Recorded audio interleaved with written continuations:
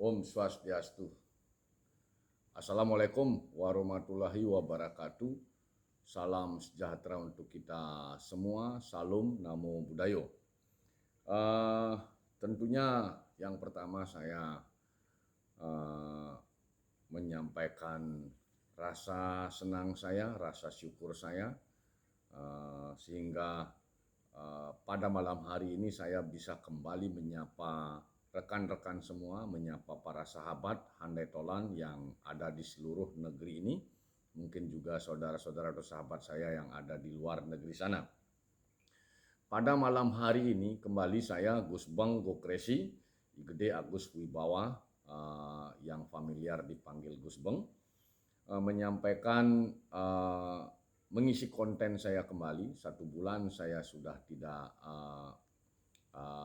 membuat channel YouTube ini karena berbagai hal, kesibukan mendekati akhir tahun anggaran kemarin, kemudian akhir semester, sehingga banyak sekali pekerjaan yang harus saya tuntaskan. Karena membuat channel itu tidak sekedar asal-asalan saja. Jadi tentunya harus sesuatu hal yang menarik menurut saya, kemudian tentunya harus pula menarik bagi khazanah atau publik. Baiklah, pada channel yang kedua di tahun 2022 ini, tentunya saya berharap Anda semua para pemirsa selalu sehat, sejahtera, bahagia dalam lindungan Tuhan Yang Maha Esa. Demikian pula saya sendiri. Jadi pada channel yang kedua ini, pada malam hari ini tanggal 1 Maret 2022, saya akan membahas dua hal isu yang ramai kemarin di sosial media termasuk di media mainstream. Apa itu? Satu, laporan yang disampaikan oleh seorang dosen di Jakarta, Pak Ubedillah, yang melaporkan dugaan tipikor lah, tindak pidana korupsi. Jadi bahasanya itu, diksinya itu dugaan. Jadi Pak Ubedillah melaporkan ada kejanggalan berkaitan dengan bantuan yang diterima oleh 2 putra Pak Jokowi, yaitu berkaitan dengan proyek S-Doger kalau tidak salah, saya lupa namanya itu. Nah, itu yang pertama. Yang kemudian yang kedua berkaitan dengan beberapa minggu ini hiruk pikuk isu ramai diperbincangkan di media mainstream dan media sosial tentang wacana atau isu perpanjangan masa jabatan Presiden Republik Indonesia. Nah, ini 2 isu yang akan saya tanggapi, yang akan saya sampaikan berkaitan dengan pemikiran saya pribadi. Jadi yang pertama berkaitan dengan laporan saudara Ubedillah, seorang dosen FISIP kalau tidak salah di Universitas Negeri Jakarta kalau tidak salah. Beliau dosen FISIP melaporkan dugaan terjadinya tindak pidana korupsi berkaitan dengan bantuan yang diberikan kepada salah satu anak Pak Jokowi, yaitu proyek S-Dogernya kalau tidak salah, senilai kalau tidak salah saya baca itu 7 atau 70 miliar. Nah, tentunya yang menjadi perhatian kita semua bukan hanya tindakan yang dilakukan oleh sang dosen. Jadi tentunya dugaan tindakan yang dilakukan oleh saudara putranya Pak Jokowi, entah yang mana itu saya kurang paham, apakah Kaisang atau yang jadi wali kota. Salah satunya itulah. Namun demikian, dalam sesi ini, dalam kesempatan ini tentunya kita mencoba mengulas dari perspektif hukum yang paling utama, hukum. Juga di kasus ini ada yang namanya etika pemerintahan. Nah, jadi ada 2 kacamata kita, ada 2 perspektif kita mencermati atau menanggapi kasus pelaporan yang dilakukan oleh saudara Ubedillah. Yang pertama, perspektif Ubedillah sendiri sebagai pelapor. Bagaimana pandangan masyarakat? di media, di sosial media terjadi pro dan kontra tentang tindakan atau aksi yang dilakukan saudara Ubedillah. Oh, ini sah-sah saja, pro dan kontra. Yang pro tentunya ada alasannya, yang kontra tentunya ada alasannya.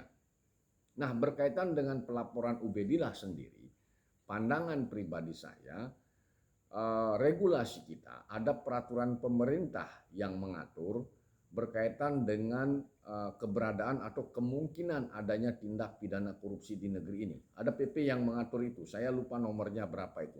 Jadi di PP itu diberikan ruang kepada masyarakat, diberikan ruang kepada publik untuk memberikan pengawasan termasuk melakukan pelaporan.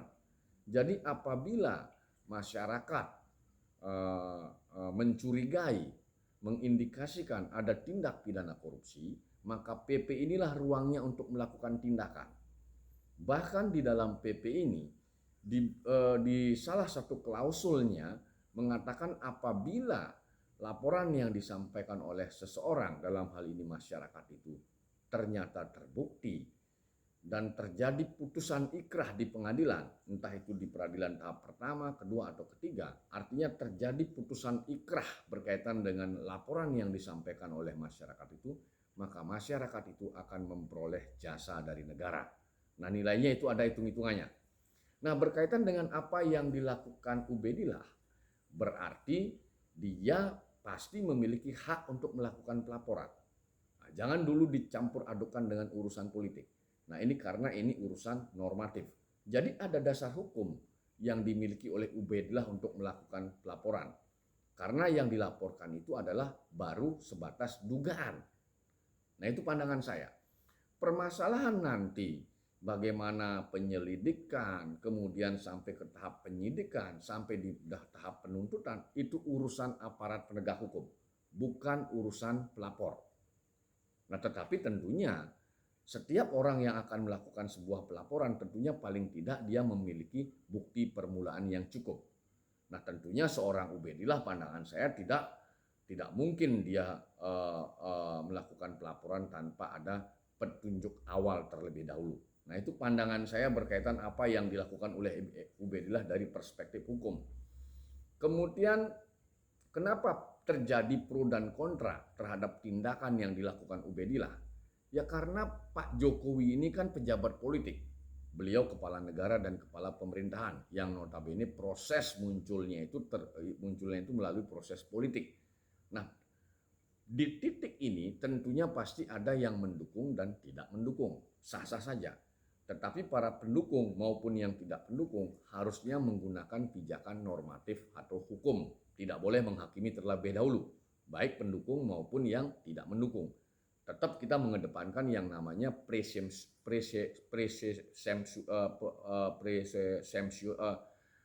asas praduga tak bersalah bahasa Indonesia, karena menyebut bahasa Belandanya agak sulit.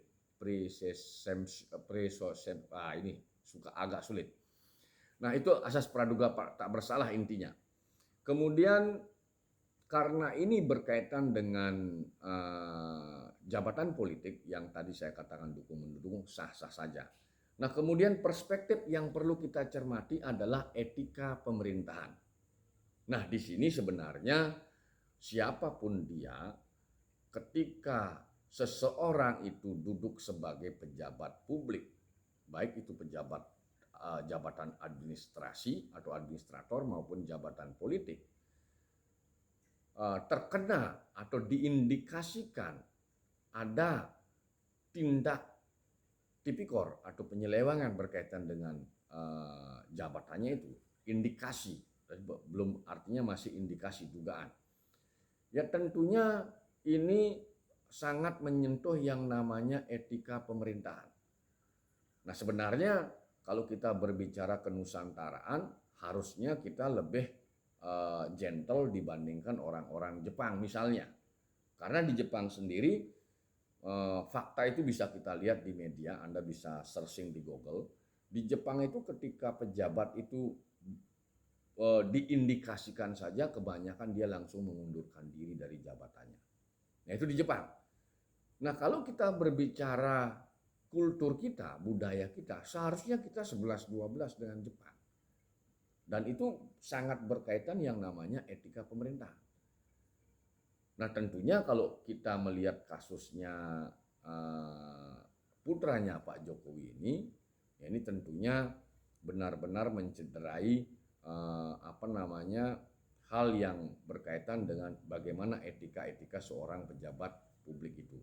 Nah, namun demikian, mudah-mudahan hal ini tentunya menjadi catatan kritis buat kita semua, baik rakyat maupun pejabatnya, di mana dia harus mengedepankan etika sebagai seorang pejabat publik. Nah ini yang paling penting untuk dicermati. Nah itulah hal yang bisa saya sampaikan, tanggapi berkaitan dengan kasus laporan yang dilakukan oleh seorang dosen bernama Pak Ubedillah berkaitan dengan dugaan tipikor salah satu putra Pak Jokowi. Nah itu yang pertama. Kemudian yang kedua, ini beberapa hari ini bahkan bisa dikatakan di media sosial itu sangat viral sekali. Wacana perpanjangan masa jabatan presiden yang di dalam regulasi kita. Nah ini kembali kita berbicara perspektif normatif. Jadi kalau berbicara apa yang dipergunjingkan, apa yang dihebohkan di media sosial berkaitan dengan wacana perpanjangan masa jabatan presiden, yang tadinya itu sebenarnya penundaan pemilu. Karena pemilu itu sebenarnya akan dilaksanakan sesuai dengan keputusan lembaga-lembaga yang berkaitan dengan pemilihan umum di Indonesia, itu akan dilaksanakan di tahun 2024. Tetapi ada wacana untuk menunda, ada yang mengatakan mengusulkan 2 tahun. Nah, itu penundaan usulan. Jadi kalau ditunda pemilu 2024, implikasinya salah satunya adalah harus mereview lagi masa jabatan eksekutif. Dalam hal ini Presiden Republik Indonesia. Itu implikasinya. Nah ini menyebabkan bisa dikatakan kegaduhan di media sosial. Nah tentunya hal ini harus dicermati dengan normatif. Nah, saya membaca di media sosial banyak tanggapan tokoh-tokoh, termasuk pakar hukum tata negara Pak Yusril juga menanggapi hal tersebut. Nah, namun demikian saya pun punya pandangan. Jadi kalau berbicara perpanjangan masa jabatan presiden dengan kondisi kekinian kita, ya tentunya rujukannya harus normatif lagi. Undang-Undang Dasar 1945 yang sudah diamandemen kalau tidak salah 4 kali sudah jelas. Masa jabatan presiden itu 2 kali 5 tahun. Selesai.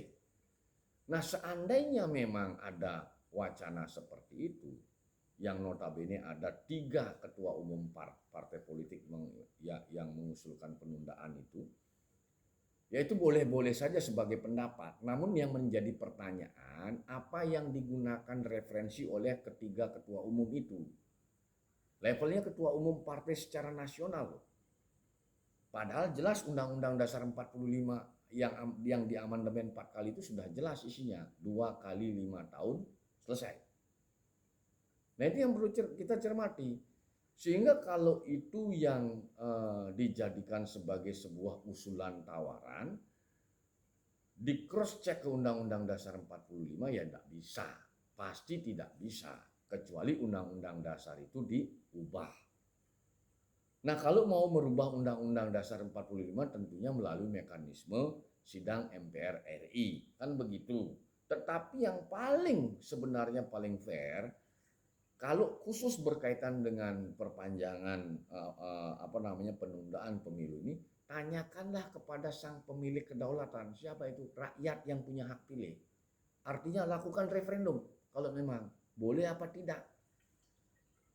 Jangan sampai sekarang ingin mengusulkan penundaan, tapi beberapa waktu yang lalu, 2 tahun yang lalu tidak ingin melakukan penundaan pemilu kada. Pemilu kada di masa pandemi dijalankan. Nah itu yang menjadi tanggapan saya berkaitan dengan isu atau rumor usulan perpanjangan penundaan pemilu di negeri ini. Jadi jelas itu melanggar konstitusi. Nah itu kalau kita menggunakan media komunikasi yang baik. Namun apa yang terjadi ketika itu dipaksakan oleh oknum atau segelintir oknum tanpa melalui mekanisme atau merubah terlebih dahulu Undang-Undang Dasar 45. Ya bisa saja pemilik kedaulatan itu marah, bisa saja rakyat itu marah. Nah ini yang perlu dicermati oleh seluruh anak bangsa ini. Jadi jangan karena nilas titik rusak susu sebelanga, karena dugaan mungkin terlalu doyan dengan kekuasaan, tidak ingin terjadi regenerasi, menghalalkan segala cara. Ini tidak benar, ini tidak bagus untuk pendidikan politik generasi kita. Jadi apa yang menjadi kesepakatan kita semua yang sudah dituangkan di dalam regulasi, baik itu undang-undang dasar, undang-undang maupun peraturan pemerintah dan yang di bawahnya, lakukanlah itu sesuai dengan mekanisme, jangan mengada-ada. Nah ini yang ingin saya sampaikan berkaitan dengan dua isu besar yang belakangan ini ramai diperbincangkan di media sosial. Nah demikian pendapat saya berkaitan dengan kedua hal tersebut. Apabila dalam penyampaian tadi ada yang kurang berkenan, saya mohon maaf. Saya tutup dengan menyampaikan Pramesanti. Om Santi Santi Santi Om. Assalamualaikum warahmatullahi wabarakatuh. Salam sejahtera untuk kita semua. Salam Namo Buddhaya. Merdeka.